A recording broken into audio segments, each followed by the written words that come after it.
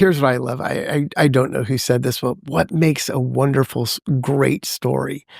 Overcoming seemingly hopeless odds. The hero's journey. Yeah, there's a podcast called Founders, and it's just an awesome podcast. Again, it's another podcast, but it's this guy who basically he sort of highlights. He will even tell you he's not there to summarize, but he highlights stories of the difference makers in our world, and it's everything. And it's from a founder's point of view. In other words, people like Henry Ford, Steve Jobs, Elon Musk, Cornelius Vanderbilt. I listened to his one on Walt Disney. Yeah, Walt Disney, a great one. Well, you're naming all these ones. I'm like, gosh, I'll have to listen to all of these because I'd really love to hear the stories on them. The one on Walt Disney was fascinating because it was just how everyone told him he couldn't do it. Mm-hmm. Everyone told him he couldn't do it. Everyone told him that it would never work. There were the costs that he was bringing up, all of his vision, and he had to overcome every one of those to go, no, this will work. And I think that was the mindset that I really appreciated. In almost every single one of those episodes, in fact, I know I'm not going to get this right, but it's almost like he's got the section called the naysayers, and everybody's telling him, you're doing it wrong this way, you're doing it wrong that way, you're doing it wrong this way. But even Steve Jobs, he credits being fired by Scully, I think was the guy who had brought him on, and he got removed from Apple, and that's when he created Pixar and all these other amazing things that later got sort of breathed into the new products of Apple once he was brought back to Apple. But it's this interesting thing of all these different founders overcoming seemingly hopeless odds and their story. And it's just fascinating. One sort of slight note, and this is sort of from a parent thing. One of the things I learned later, and I'm an older parent, is that I got sucked into that thing that my kid has to fit in this track. He's got to go to this school, and he's got to do these things, and he's got to build his resume so that he can be successful, whatever that is, right? Mm-hmm. And the thing that I learned, the most valuable thing that I learned, and the only advice I would give a parent is, it's not a one size fits all. And the Founders is a perfect example of it. Most of these people that have changed the world, the vast majority of them were autodidacts. They were self-taught people. They don't have college degrees. And you look at that and you say, well, how can that be? Well, we've been told, and we bought into that. And listen, I confess, I was one of those people that bought into it. I think we all, I think we all are. And I think everyone kind of recognizes it, but it's also like, how do you break out of that? Because all of us have the same pretty similar journey where we go to public school and we do what they've taught us and we do what they've told us, and then they tell you to go get a job and do this, do that, and you kind of go through life. But it's not necessarily, it doesn't, as you just said, that doesn't necessarily equate to happiness necessarily, or that just because it's the most common path doesn't make it the right one. And and let's talk about your son. So we talked about him a little bit previously. So a couple things. How was it when he was born? How did that change your life? And then what were the challenges? What were the obstacles? And how are things now within a full story? So I'll let you jump in. Okay, great. So when he was born, funny story. I don't know why I was sort of preoccupied with what he was going to look like. And I've got Hispanic blood in me. So I've got mostly Spanish. I've got some French and Italian, but I also have Mexican blood in me, right? Well, my wife is Swedish, Danish, and German, right? Just very, very different. So I was kind of fascinated, like, what's this kid going to look like? And you always hear, well, you've got the dominant gene. He's going to be dark or whatever. Well, he wasn't. Well, he came out. He was a very ugly child. And I was hugely disappointed. And there was kind of a joke there. I was like, oh my gosh. I was kind of surprised, like, oh. And so it wasn't one of these things, oh, all babies are cute. No, he wasn't. But I remember about 3 months into it, I remember looking down going, oh my God, he looks cute. That's how long it took. 3 months. And I'm looking at, oh, he looks cute. And I was thinking, oh, isn't that great? God changed my heart. He's actually letting me see eyes, him cute. Anyway, all of his dark hair fell out. And then he came in blonde. And then my wife, of course, who's blonde, was kind of, walking around going, oh, I guess you're not the dominant gene. And he's got light eyes like me. Again, I've got Mediterranean blood, so I've got blue and green eyes. And he has that trait. So he had the light hair and the light eyes, and she thought that was funny. But anyway, he grew up, and uh, early on, I got transferred to Singapore. So he was not even 2 years old, and we moved to Singapore, my wife and I, and my son. And Singapore is a little tiny 250 square mile island in Southeast Asia, below Malaysia, and then surrounded by Indonesia. And so the only place you could really drive other than Singapore is to Johor Bahru. You take a bridge over to Johor Bahru, but there's really nothing there, so nobody goes.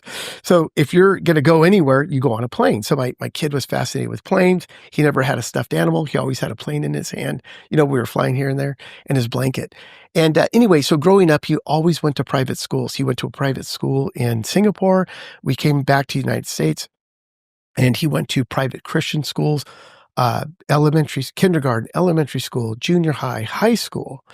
And right around the junior high area, he kind of went dark on us. That's the only way I can explain it. And honestly, I was really depressed and really just down. I'm like, how can this be? We're the perfect parents. Okay. And we've sent them to the perfect schools. They're faith-based, and they're better than the public schools. And while, yes, they created a foundation in him that has never gone away, but at the time he just gone dark. He went off, the deep end. He was drinking and he was smoking, and then he got into college, and he went to college in Santa Barbara. He seemed so lost, and it just was so hard to be in his presence. And there was so much tension. Part of it, absolutely our fault as parents, because we had bought into that, they've got to go to this school and they got to do these things. And if they're not, then there's something wrong, and he's not going to be successful, and he's not going to be happy. And that's a problem in itself. So that was our part in it. His part in it was he was narcissistic, lazy, and immature. The perfect trifecta for failure. And as you say those things, because you say kind of he went dark, when you look back, were there things that you could have changed prior to this, or was this in kind of, to your point earlier, one size doesn't fit all, and this was just the path, and irrespective of what you had done? Because I hear this a lot, and and I generally have, I've got this designated plan that I want for my kids, and I'm going to have them follow this thing. But you hear a lot of people who are older parents who go, "Hey, look, those plans you have, they're going to change. You do as good as you can, but don't expect it to go to plan," kind of a thing. So I guess in the rear view on the up to that point, what are your thoughts? Oh, I for sure would have done things differently. Would it have made a difference?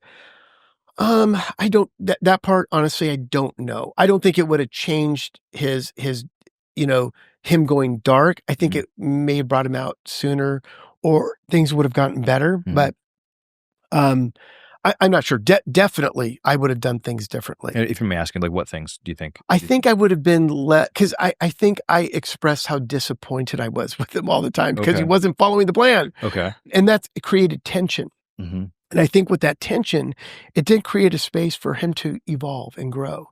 So I feel that probably would have been a little different. So it's a lot different than what I have this, personal basis where, had I not done sports, I absolutely would have been a high risk kid had I not done sports, 100%. And so this is a very different one, because I was thinking, would you've enrolled him in, that would have been different. But no, your actual response is your personal interaction with him, you think was kind of, I think it was negative. I think, Okay. I think me being, having in my mind having in my mind a plan, my plan for his life, that leaves no room for how he was created, how God created him, or the plan that God may have. Now, yes, we have stewardship as parents, but that stewardship really is about, I feel, is about loving them and unconditionally. That doesn't mean that we're not disappointed or we don't discipline them. Yes, they need that. Absolutely they do. But when it got to the point about how he was growing into the person that he was becoming and saying, "Oh no, I don't like that. You need to become this person over here." It allowed no individuality for him. For him to discover himself, the gifts. How did God create him? How did God wire him? And thank God. And one thing I did learn is God created. Now, if you saw a picture of him, he looks like the perfect combination of my wife, Lisa, and me. So he's really good looking. He grew out of, he definitely was that he grew into a swan. He's a very handsome kid. Such an ugly baby though. So those of you who have ugly babies, just hang in there. That they'll grow out of that ugliness. It is kind of a funny thing because he's such a handsome kid. But really, I think I'm so mad at myself for not recognizing that he's not me in so many different ways. If you saw him, he's a fun guy. You would love to be in his presence. But when he was dark, it was so bad that the bar was, I hope he doesn't kill himself. Oh God. And I hope he doesn't kill somebody else. And that's where we were hanging on to. That's how low it got. And so during that time, I mean, no joke, we prayed all the time for him. And I really do believe that those prayers were answered. And again, for those of you, you would say, well, I'm praying for my kid and he's not getting delivered. And I don't know the answer to those questions. I would just say, continue to have faith and continue to pray. I'd get these phone calls from Christian. He would start the phone calls, no joke. Hey, Dad. And he's in college. Don't be mad.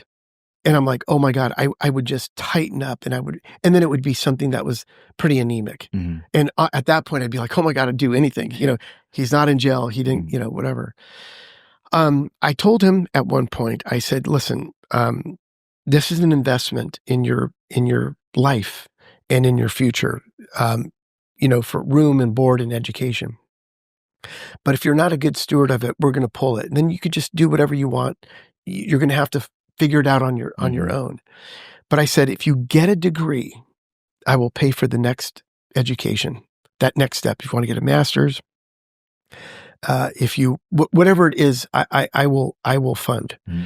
So anyway, he did. He got a degree. Now, I'll be honest with you, I was a little skeptical, so I made him get the diploma. Mm. And he got the diploma, and it got delivered. And we framed it. Anyway, he got a degree in geography. And why is that important? It's important only from the standpoint of aviation runs deep in our family, both on my side of the family and also on my wife's side of the family. And growing up, Christian always wanted to be a pilot.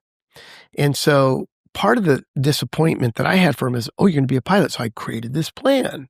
But when he went to Santa Barbara, that wasn't part of the plan. I wanted him to go to flight school, either the military or flight school or something that was integrated. And there's a lot of different universities, like Arizona has a flight program. Cal Baptist has a flight program. Mm. And so anyway, he didn't do any of those, but he did get his degree. And he called me up one day, and this was right before he graduated. And he said, hey, Dad, I'm ready to fly. And it was music to my ears. And I said to him, okay. And he says, oh yeah, I looked at these flight schools in Santa Barbara and I got this one. I said, well, hold on there. I'm all for doing this, but I have to keep you accountable. I can't do what we did in Santa Barbara, where you squandered a semester or a whole year. What age is he now?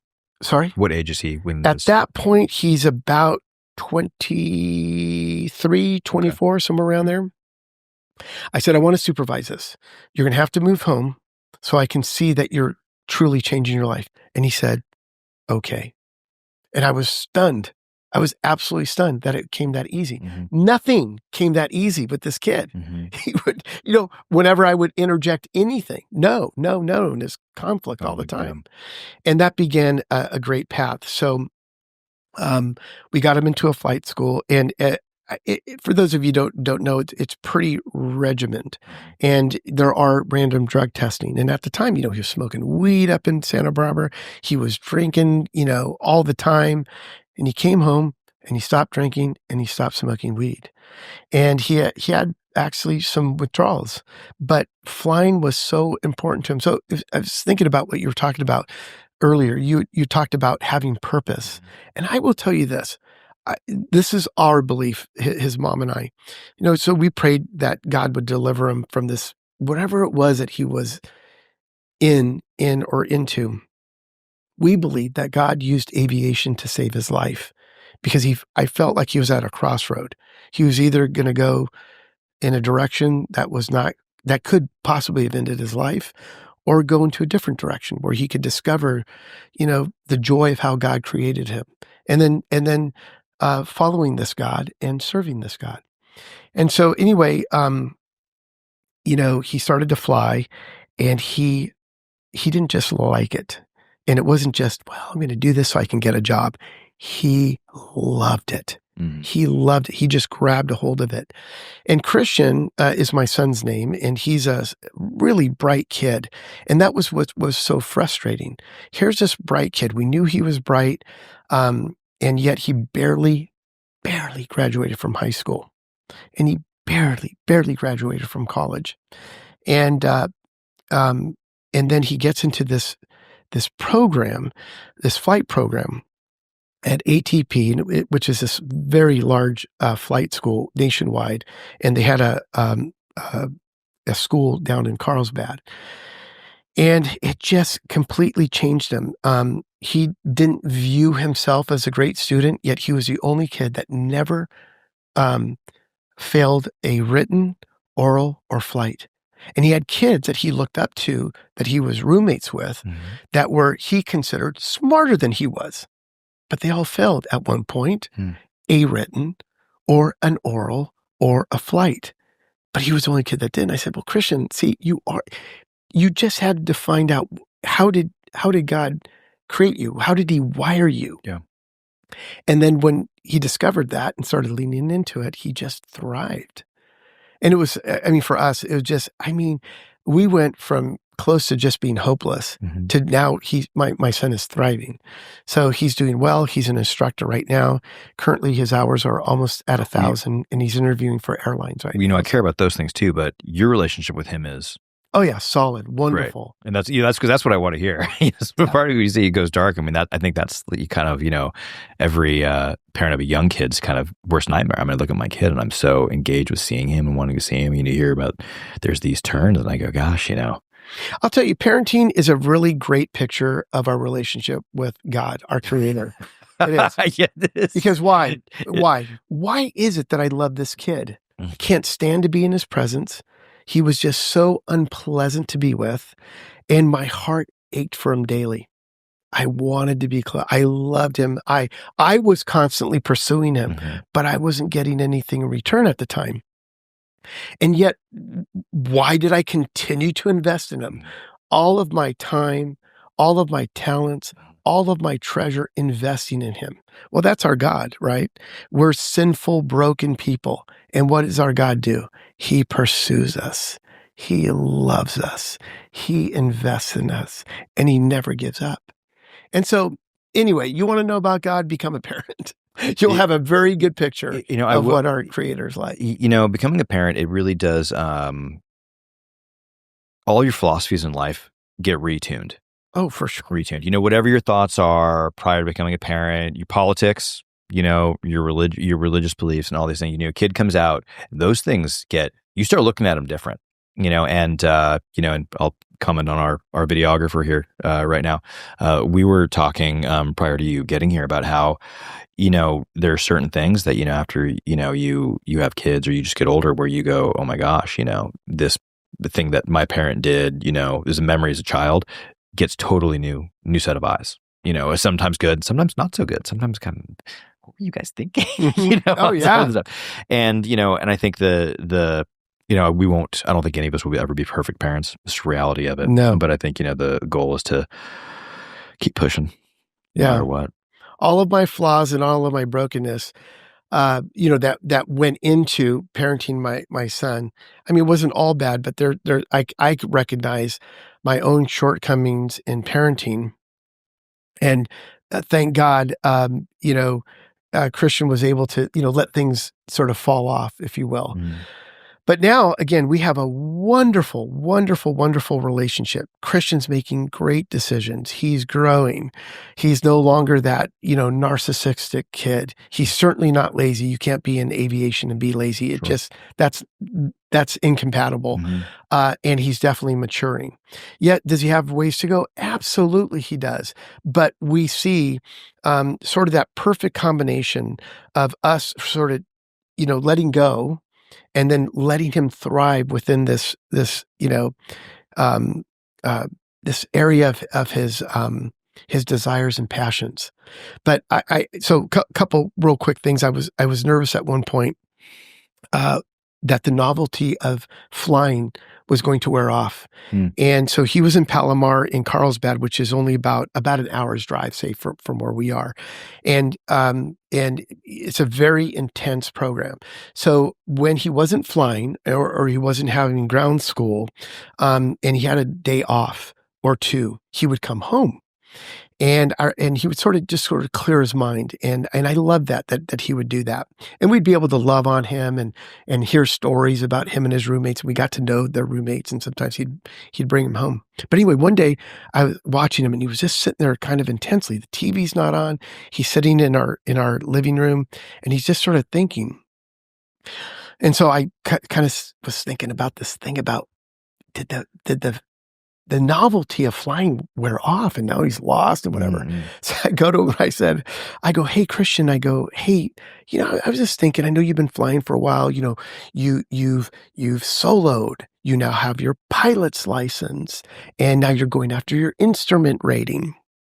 I go, has the novelty worn off?